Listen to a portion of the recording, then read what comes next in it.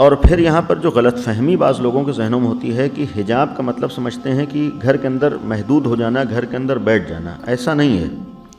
ٹھیک ہے، پہلا فریضہ عورت کا گھر کی چار دیواری ہے. ہم نے کہیں پر ایک بات کہی تھی کہ اگر واقعاً آج دنیا اسلامی نقطہ نظر سے عورت کی ذمہ داریاں دیکھیں تو اسلام نے عورت کی ذمہ داری عائد کی ہے کہ وہ ایک سماج کو بنائے، یعنی ایک معاشرے کو، ایک سوسائٹی کو بنائے. تو بنانے کے لیے گھر میں وقت دے گی تب بنا سکتی ہے. باہر آفس میں بیٹھ کے اور باہر رہ کر نہیں کر پائے گی، بازاروں میں ٹہل کے نہیں ہو سکتا ہے. گھر کے اندر وقت دے گی، گھر کے اندر رہے گی تب ہو سکتا ہے. یعنی ایک ذمہ داری کے اعتبار سے اصل فریضہ اسے سماج کو بنانا ہے.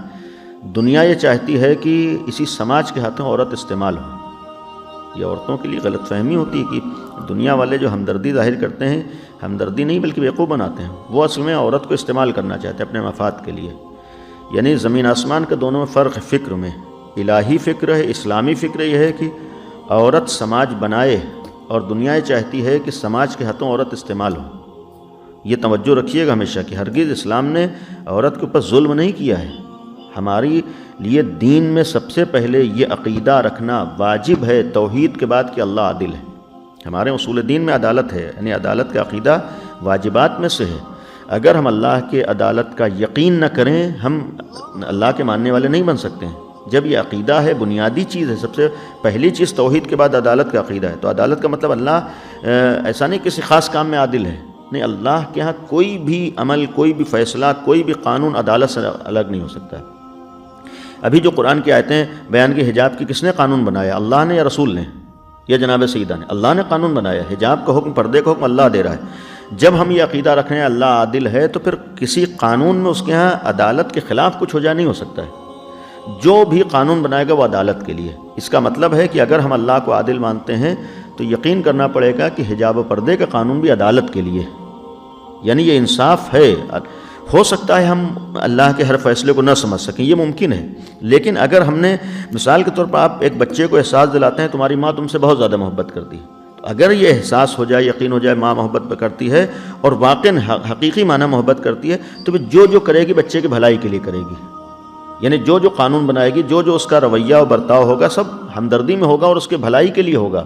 جب ایک ماں محبت کرنے والی بھلائی اور ہمدردی کے لیے کرتی ہے تو اس کے لیے ضروری نہیں ہے کہ ہم کہیں کہ بچہ اس کی ہر بات کو سمجھ جائے. ہو سکتا ہے بہت سی باتیں بچے کے سمجھ میں نہ آئیں.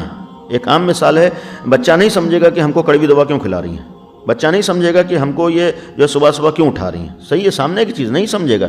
لیکن یہ ماں کو اگر وہ ہمدرد مانتا ہے تو اسے ان ساری چیزوں کو ماننا پڑے گا. ان ساری چیزوں چاہے سمجھ میں آئے نہ سمجھ میں آئے، اسے معلوم ہے کہ جو ماں ہمارے ساتھ برتاؤ کرے گی وہ ہمدردی محبت میں، تو اللہ اس سے زیادہ ہمدرد ہے. اللہ عادل بھی ہے، اللہ محبت کرتا ہے. تو اللہ جو بھی قانون بنائے گا وہ ہمارے لیے بنائے گا. اور دوسرا ایک عقیدہ یہ ہے کہ ہو سکتا ہے ماں کوئی ایسی بات اپنے بچے سے کہے جس میں وہ اپنے کو بھی دیکھے، ممکن ہے اپنے فائدے کو دیکھے، اپنی مصلحتوں کو دیکھے. لیکن اللہ اس ذات کا نام ہے جو قانون بنانے میں اپنے کو نہیں دیکھتا ہے، یعنی اس کا کوئی فائدہ نہیں ہے. مثال کے طور پر اگر اس نے حجاب کا قانون اور پردے کا قانون بنایا ہے تو اپنے فائدے کے لیے نہیں بنایا. اللہ بے نیاز ہے، اللہ کو کسی چیز کی ضرورت نہیں ہے. حجاب کا مطلب ہے کہ بندوں کا فائدہ اس میں ہے، سماج کا فائدہ اس میں ہے، لوگوں کا فائدہ اس میں ہے. تو عدالت کی وجہ سے ہے قانون، اور اس عادل کا بنایا ہوا یہ قانون ہے. اسی لیے حجاب میں دوسرا مرحلہ ہے کہ حجاب کا مطلب گھر کے اندر بیٹھنا نہیں ہوتا. حجاب کا مطلب ہوتا ہے کہ ہمیں اللہ کے حکم کا خیال رہے، ہم اللہ کی مخالفت سے اپنے کو بچائیں. آپ بہت سے ایسے نمونے خود جناب سیدہ ہی کی ہم سیرت میں دیکھیں. کیا جناب سیدہ ہمیشہ گھر کے اندر بیٹھی رہی ہیں؟ وقت پڑا جناب سیدہ باہر آئیں. کتنے ایسے واقعات ہیں کہ جناب سیدہ باہر نکلی ہیں. مثلا پیغمبر کو لوگ ستاتے تھے. ایک شخص ہے جس کا تاریخ میں نام ہے ابن زبعری ہے. اس نے دشمنی میں، یہ روایت ہے مناقب آل ابی طالب، کہ اس نے پیغمبر کے اوپر نماز پڑھ رہے تھے کعبے کے پاس، اونٹ کی یا بھیڑ کی مختلف روایتیں ہیں، لا کر اس کی اوجھڑی پیغمبر کے سر کے اوپر ڈال دی. یعنی وہ غلاظت پیغمبر کے اوپر لا کے ڈال دی. اس وقت جناب ابو طالب تو کھڑے ہوئے، لیکن جیسی جناب سیدہ نے سنا ہے فوراً چادر پہنی، حجاب کے ساتھ مکے کعبے کے پاس آئیں، اور وہاں روایت ہے کہ پیغمبر کے چہرے اور سر کو دھلایا ہے. یعنی گھر کے اندر نہیں بیٹھی. مقصد یہ ہے سیرت میں گھر کے اندر ضرورت پڑی تو گھر سے باہر آئی ہیں، حجاب کے ساتھ آئی ہیں، پردے کے ساتھ آئی ہیں. یا روایتوں میں ہے کہ بعض جنگوں میں تذکرہ ہے جناب سیدہ باقاعدہ جنگوں میں شریک ہوئی ہیں، ان جنگ میں گئی ہیں پیغمبر کے ساتھ، امیر المومنین کے ساتھ، یہاں پر ہے کہ وہاں امیر المومنین کی تلوار دھوتی تھیں یا زخم ہوتے تھے، زخم اور مرہم، یہ سب کام بھی باہر آ کر حجاب کے ساتھ انجام دیا ہے۔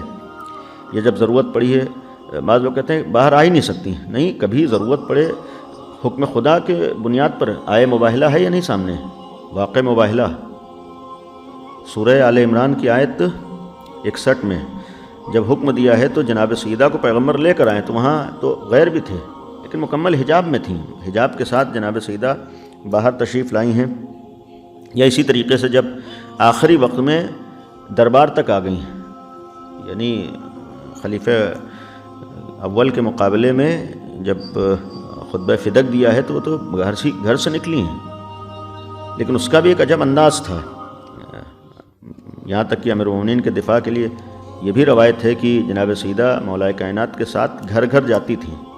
بعض لوگ کہتے ہیں کیسے ہو سکتا ہے، نہیں، جب مباہلے میں آئی ہیں تو جب ضرورت پڑے گی تو آئیں گے، ایسا نہیں ہے کہ بغیر پردے کے آئیں، چادر کے ساتھ آئی ہیں، حجاب کے ساتھ جناب سیدہ جاتی تھیں، یعنی جب ضرورت ہو، جب ذمہ داری ہو تو گھر سے باہر ہو سکتا ہے ایک وقت عورت کے لیے باہر سے نکلنا واجب ہو، یعنی اس کا مطلب ہے کہ ہرگز عورت کے لیے یہ جو غلط فہمیاں بٹھا دی گئیں کہ گھر کے اندر صرف گھر کے اندر نہ بیٹھو، ہاں گھر کی ذمہ داریاں اور ہوتی ہیں ان کو ادا کرو، لیکن ضرورت پڑے تو باہر بھی جاؤ۔ مقصد صرف یہ ہے کہ ہم حجاب کا خیال کریں، پردے کا خیال کریں، حجاب و پردے کے ساتھ رہیں۔ پھر اس کے بعد کے واقعات، مقصد یہ ہے کہ حجاب کا معنی ہرگز پابندی نہیں ہے، بلکہ حجاب کا معاملہ جیسے ایک ظاہراً فارسی کا ایک جملہ ہے کہ حجاب کے معنی محدودیت نہیں ہے بلکہ محفوظ ہونا ہے۔ پردے کا مطلب ایک عورت کیسے محفوظ رہے گی، کیسے اس کی حفاظت ہوگی۔ حجاب کا مطلب یہ ہے کہ نامحرم یا ہر غلط نگاہ ڈالنے والے کو موقع نہ دینا ہے، حجاب کا مطلب یہ ہے۔ پردے کا مطلب یہ ہے کہ غلط لوگوں کو موقع نہ ملے، غلط لوگوں کو غلط کاموں کا موقع نہ ملے۔ ظاہر سی بات ہے کہ آج جو لوگ حقوق نسواں کے نعرے بلند کر رہے ہیں یا حجاب کے خلاف بول رہے ہیں، قانون پاس کر رہے ہیں، وہ عورتوں کے ہمدرد ہو ہی نہیں سکتے ہیں۔ یہ بیوقوف بنانا ہے، عورتوں کے ہمدرد نہیں ہیں، انہیں معلوم ہے کہ سماج میں برائیاں کب پھیلیں گی، لہذا تھوڑا بہت ہم لوگ اس طرف توجہ دیں اور سمجھائیں، محسوس احساس دلائیں۔ اور اس میں آخری بات یہ ہے کہ دیکھیے بعض وقت مثلاً آدمی سوچتا ہے اس میں کیا حرج ہے، اب ہوتا ہے کہ مثلاً ایک بال کھلا ہے تو اس میں حرج کیا ہے، یہی ایک بال سے 2 بال ہوتے ہیں پھر پورا سر کھل جاتا ہے۔ اگر یہی شروع میں احساس ہو کہ نہیں ایک بال بھی نہیں کھلنا ہے تو پھر اس سے آگے آدمی بڑھے گا۔ اتنا سا چہرہ ہاتھ کھولنے میں کیا ہے، مثلا پورا ہاتھ کھلا اس میں حرج کیا ہے؟ بھائی حرج تمہاری نہیں سمجھ آ رہا، اللہ نے کیوں قانون بنایا ہے؟ یہی آج تھوڑا سا کھولتے پھر آگے بڑھتا ہے آدمی۔